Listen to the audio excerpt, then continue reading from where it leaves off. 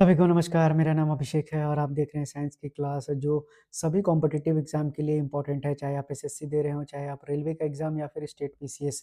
ये सेशन आपके लिए काफ़ी इम्पोर्टेंट है। आइए शुरुआत करते हैं क्लास के अपने पहले क्वेश्चंस के साथ, जहाँ पर आपसे पूछा गया है कि इनमें से कौन-सा ऑर्गेनिज़्म यूनिसेलुलर नहीं है।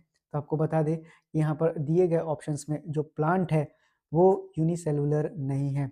प्लांट कैसा है? तो प्लांट आपको याद कर लेना है, ये एक मल्टी सेलुलर है। अब बात करें इसके बारे में, तो अमीबा आप देख रहे होंगे, पैरामीशियम देख रहे होंगे और क्लैमडोमोनास देख रहे होंगे। अगर इनकी बात करें तो ये आपको किस तरह के एग्जाम्पल में आते हैं, तो यही आपके यूनिसेलुलर के एग्जाम्पल में आते हैं, इस बात को याद कर लीजिएगा। चलिए बढ़ते हैं अगले सवाल पर। आपसे पूछा गया है कौन सा physical quantity rate of change of velocity बताता है। तो देखिए, अगर बात करें एक्सीलरेशन की, तो एक्सीलरेशन क्या होता है? Delta we upon delta T होता है।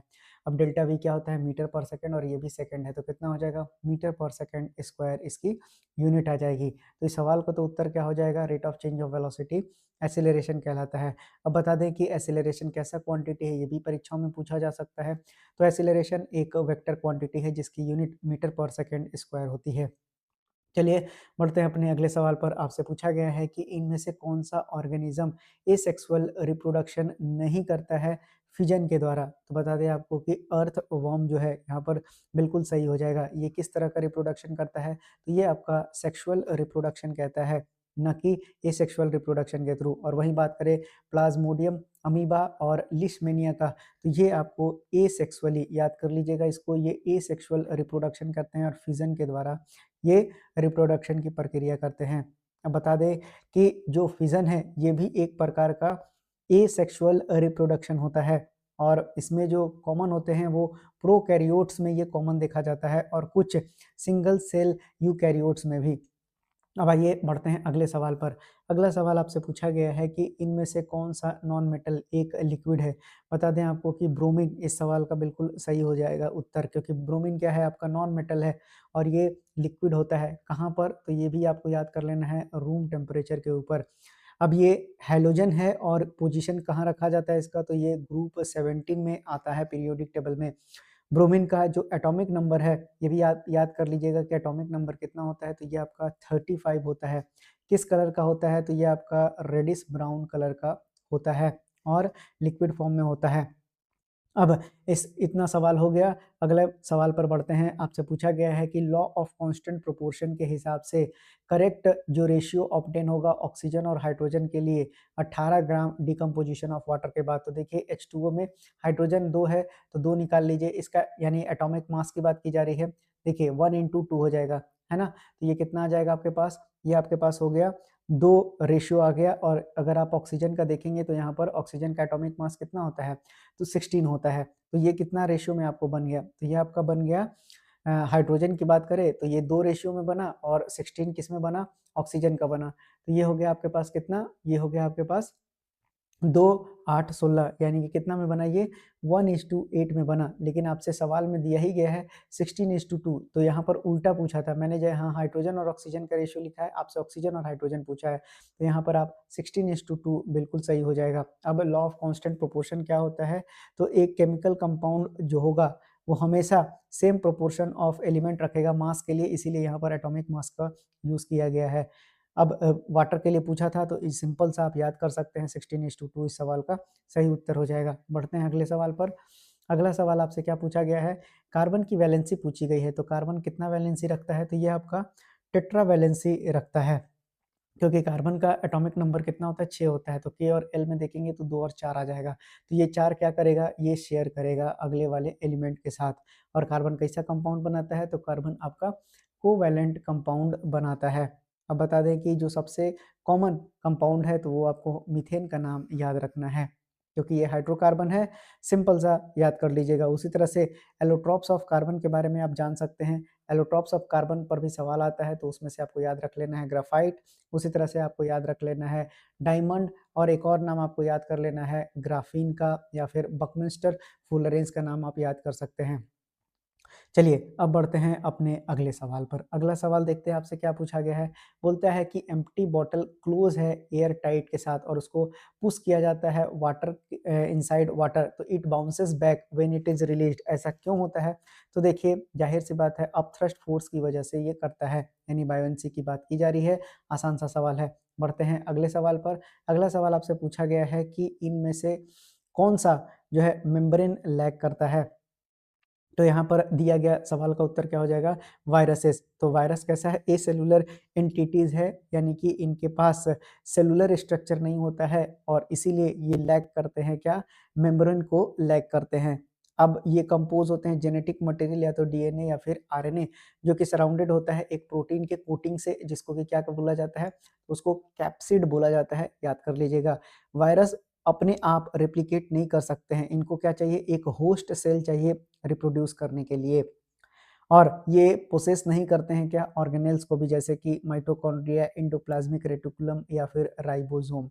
अब चलिए बढ़ते हैं अपने अगले सवाल पर। अगला सवाल आपसे पूछा गया है कि which phenomenon causes bending of the ray of light when it moves in the earth atmosphere. तो देखिए अर्थ एटमॉस्फेयर में अगर आप देखेंगे तो अलग अलग आपको लेयर होता है, अलग अलग लेयर में स्पीड ऑफ लाइट अलग अलग होगा क्योंकि डेंसिटी भी अलग अलग है।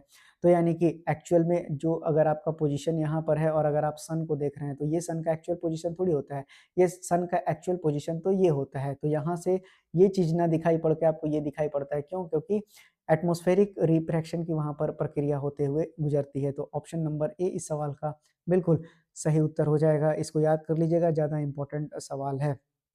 उसी तरह से बढ़ते हैं अगले सवाल पर। आपसे पूछा गया है कि रेट ऑफ इवोपरेशन इनमें से क्या इंक्रीज नहीं करेगा? तो जाहिर सी बात है डिक्रीज इन टेम्परेचर इस सवाल का उत्तर हो जाएगा। बता दें आपको कि इवोपरेशन एक ऐसा प्रक्रिया होता है जहां पर वाटर चेंज करता है लिक्विड से गैस या फिर वेपर में, और अगर टेम्परेचर को हम बढ़ाते हैं तो रेट ऑफ इवोपरेशन बढ़ जाता है क्योंकि मॉलिक्यूल्स फास्टर मूव करने लगते हैं। ये भी बात याद कर लीजिएगा कि दिया गया बाकी जो चीज़ है उसमें इंक्रीज होता है, यानी इंक्रीज इन सरफेस एरिया बिल्कुल सही है, इंक्रीज इन विंड स्पीड भी होता है और डिक्रीज होता है ह्यूमिडिटी में। पढ़ते हैं अगले सवाल पर। अगला सवाल आपसे क्या पूछा गया है? अगला सवाल पूछा गया है कि other than nervous system which other system helps in the control and coordination. तो ये आपका एंडोक्राइन सिस्टम होता है। चलिए एंडोक्राइन सिस्टम क्या होता है? तो ये ग्लैंड इसमें होता है जो हार्मोन को सिक्रेट करता है। कहाँ पर? तो सीधा ब्लड स्ट्रीम में। बढ़ते हैं अगले सवाल पर। आपसे पूछा गया है कि इनमें से कौन सा प्रॉपर्टी सस्पेंशन का नहीं है? तो जो पार्टिकल ऑफ सस्पेंशन होता है वो स्कैटर करता है। कहाँ पर स्कैटर करता है? Beam of suspension through it. ये बिल्कुल सही जवाब है। सस्पेंशन हेट्रोजीनियस मिक्सचर है, ये भी बिल्कुल सही जवाब है। और सस्पेंशन जो होता है अनस्टेबल इन नेचर होता है, ये भी सही जवाब है, टिंडल इफेक्ट।